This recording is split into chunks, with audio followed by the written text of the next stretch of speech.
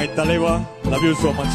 என்னோட அண்ணன், என்னோட தளபதி விஜய் சார், அவரை பார்த்தாலே எனக்கு சுத்தி போன போலதான் இருக்கும். நான் ஒரு தளபதி பெரிய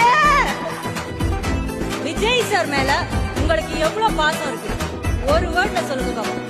நெஞ்ச அறுத்து கொடுக்குறேன். Vijana, I love you so much. Thank you.